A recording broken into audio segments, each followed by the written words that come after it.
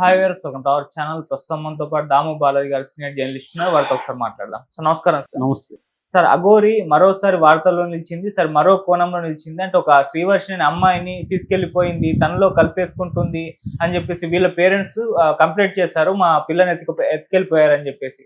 మరి ఎక్కడికి తీసుకెళ్ళింది, ఇప్పుడు ఆ అమ్మాయి ఏమంటుంది, అండ్ వీళ్ళ అన్న కూడా అంటే ఎత్తుకెళ్ళిన శ్రీవర్షిని అమ్మాయి వాళ్ళ అన్న కూడా బయటకు వచ్చి మాట్లాడుతున్నాడు కదా, అతను ఏం చెప్తున్నాడు, మరి ఏం చెప్తారు సార్ ఈ అఘోరి గురించి మరోసారి? అఘోరి వెబ్ సిరీస్ లాగా ఒక thriller, spiritual thriller web series తీయచ్చు. అఘోరి మీద తీస్తారేమో బహుశా. అలాగా మన యూట్యూబ్ ఛానల్కి ఫీడ్ అఘోరి రెగ్యులర్గా ఇస్తూనే ఉంది. ఇప్పుడు కొత్తగా అఘోరి ఒక వివాదంలో చిక్కుకుంది. అదేంటంటే ఒక అమ్మాయిని కిడ్నాప్ చేసి లేపుకుపోయింది అఘోరి, తన దగ్గర పెట్టుకుంది అని. వాళ్ళ ఆ అమ్మాయి పేరు శ్రీవర్షిని. సో వాళ్ళ అన్న విష్ణు, వాళ్ళ నాన్న కోటయ్య, వాళ్ళ మదర్, ముగ్గురు కూడా మీడియాతో మాట్లాడారు. ఆల్రెడీ మంగళగిరి పోలీస్ స్టేషన్లో ఈ కేసు కూడా పెట్టారు. సో అసలు ఆ అమ్మాయి ఎవరు, శ్రీవర్షిని ఎవరు, ఇతనికి ఎందుకు పరిచయం అయింది, ఇతనంటే ఏమైనా ఇతను అనకూడదు కదా, అఘోరిని కూడా ఆమె అనాలి. ఇప్పుడు అఘోరి మాత అని పిలవండి అని కూడా ఆమె అడుగుతుంది. సో ఈ అఘోరి మాతకి వాళ్ళు ఎలా పరిచయం అయ్యారు, వాళ్ళని ఆమె శ్రీవర్షిని మనస్ఫూర్తిగానే వెళ్ళిందా, అసలు ఎందుకు వెళ్ళింది, అఘోరి ఆమెని ఏం చేసుకుంటాడు, నాకు డానే వస్తుంది, అఘోరి లేడీ అఘోరి ఏం చేసుకుంటుంది. సో ఇవన్నీ చూసినప్పుడు మనకి కొన్ని విషయాలు, చాలా ట్విస్ట్లు ఈ కథలో ఉన్నాయి. మొదట అసలు వీళ్ళిద్దరు ఎలా పరిచయం అయ్యారు అన్నప్పుడు అఘోరి వెర్షన్ ముందు చెప్తాను నేను. అఘోరి ఏం చెప్పిందంటే, నేను మంగళగిరిలో నాది కారు ట్రబుల్ ఇచ్చింది, అక్కడ ఆగిపోయాను. అప్పుడు వీళ్ళు నాకు కలిశారు. నేను కలిసి ఇట్లా మీరంటే మాకు చాలా ఇష్టం అది ఇదని ఈ అమ్మాయి వీళ్ళ బ్రదర్ కలిశారు. సో నేను అప్పుడు సరే ఎక్కడైనా హోటల్కి వెళ్దామంటే, హోటల్కి ఎందుకండి, మా ఇల్లు ఇక్కడే దగ్గర అన్నారు. అట్లా వెళ్ళాను నేను. అట్లా మొత్తంగా 2 దఫాలుగా నేను వాళ్ళ ఇంట్లో 7 రోజులు ఉన్నాను. అప్పుడు ఈ అమ్మాయి నాకు దీక్ష కావాలి అని చెప్పింది. ఆల్రెడీ ఈ అమ్మాయి ఇంకొక అఘోరి స్వామితో టచ్లో ఉంది. సో నేను అప్పుడు కూడా అన్నాను, దీక్ష కావాలంటే అంత ఈజీ కదమ్మా, ఇది ఒకసారి కమిట్ అయితే చాలా ఇదిగా ఉండాలి, చాలా కష్టాలు ఉంటాయి అని చెప్పాను. అమ్మాయి కూడా సిద్ధమైంది. మీరు స్త్రీల కోసం పడే తపన, సనాతన ధర్మాన్ని రక్షించడం కోసం పడే తపన చూసి నాకు మీరంటే గౌరవం కలిగింది. అలాగే మీ దగ్గర చాలా పవర్స్ ఉన్నాయని నేను నమ్ముతున్నాను, ఇవన్నీ చెప్పింది. నేను కూడా చాలా కష్టాలు ఉంటాయి, దీక్ష తీసుకోవడం గొప్ప కాదు, దాని తర్వాత ఫాలో కావడం చాలా కష్టం అని చెప్పాను. దానికి రెడీ అని చెప్పింది. ఇంకోటి కూడా చెప్పాను, మీ ఇంట్లో పర్మిషన్ లేకుండా నేను నీకు దీక్ష ఇవ్వనని చెప్పాను. మీ ఇంట్లో ఒప్పించి రమ్మని చెప్పాను. అమ్మాయి కూడా ఒప్పించి వచ్చింది.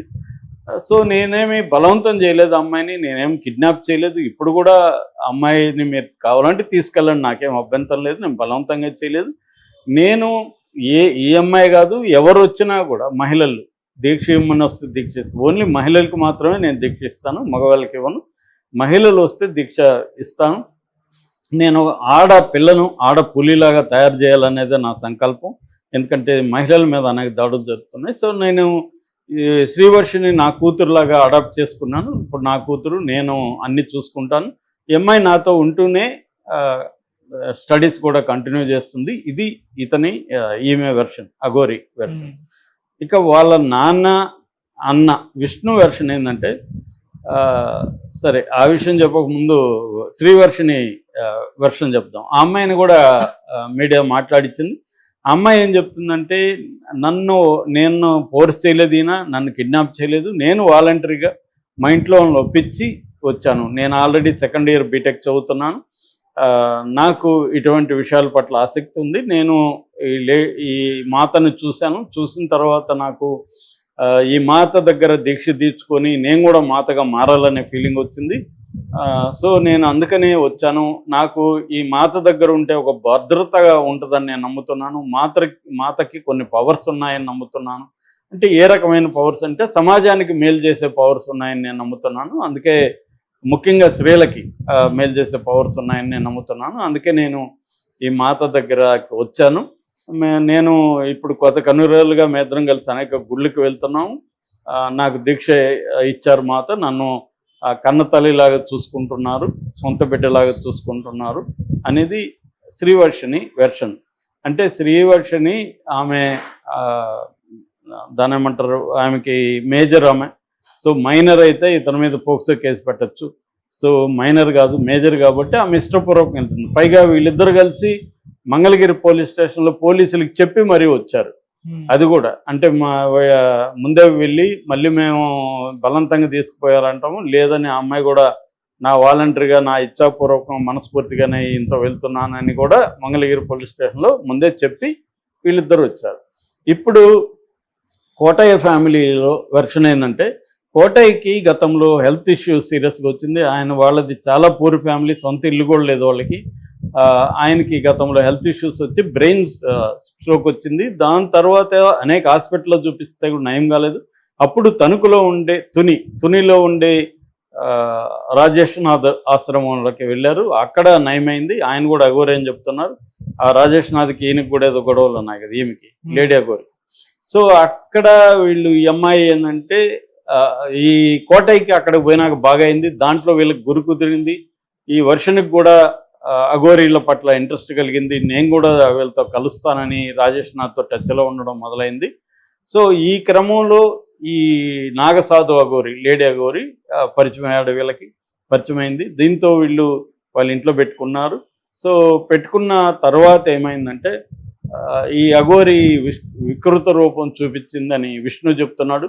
ఈ అఘోరి నన్ను కూడా ముద్దులు పెట్టుకునేది, నా మంగళసూత్రం చెన్నై నుంచి తీసుకొచ్చి మా చెల్లి మేళ్ళలో మంగళసూత్రం వేసింది, నన్ను కూడా బాగా ముద్దులు పెట్టుకొని హగ్ చేసుకునేది, అర్ధరాత్రి లేపి నాకు ఎగ్ పక్స్ కావాలి, నాకు బిర్యానీ కావాలని నన్ను పంపించేది. నేను ఉద్యోగం మానేసి అఘోరి సేవలోనే ఆమె వస్తే మా ఇంట్లో అఘోరి సేవలోనే 24 hours ఉండేది. ఎందుకంటే ఎప్పుడు ఏది అడుగుతుందో తెలీదు. రోజు కంపల్సరీ మందు తాగుతుంది, బీరు తాగుతుంది ఖచ్చితంగా. మటన్ చికెన్ లేకుండా ఉండలేదు. అట్లాగే ఎగ్ పఫ్స్, కూల్ డ్రింక్స్ ఇవన్నీ తాగుతుంది. పైగా నువ్వు చాలా నచ్చావురా నాకు అని నన్ను అంటుంది. మా అమ్మను కూడా సుందరి అని పిలుస్తుంది. మా చెల్లిని కూడా హగ్ చేసుకోవడం, ముద్దులు పెట్టుకోవడం, ఇవన్నీ నానా పనులు. వాళ్ళిద్దరూ ఎక్కువగా ఏకాంతంగానే గడిపేవాళ్ళు. నేను ఒకసారి పొరపాటున వాళ్ళ రూమ్లోకి వెళ్తే నన్ను కూడా గట్టిగా అరిసారు ఇద్దరు కలిసి, నువ్వెందుకు మా వచ్చావని.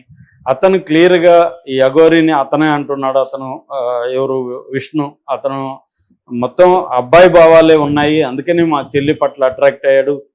మా చెల్లిని మాయ చేశాడు, అతను మందు కూడా పెట్టేశాడని మేము నమ్ముతున్నాము. మా వశం చేసుకున్నాడు. మా చెల్లికి ముందు నుంచి కూడా, చిన్నప్పటి నుంచి కూడా క్రేజీ విషయాల పట్ల అట్రాక్షన్ ఉంది. మేమిద్దరం కలిసి కూడా రీల్స్ చేసేవాళ్ళం. సో అమ్మాయికి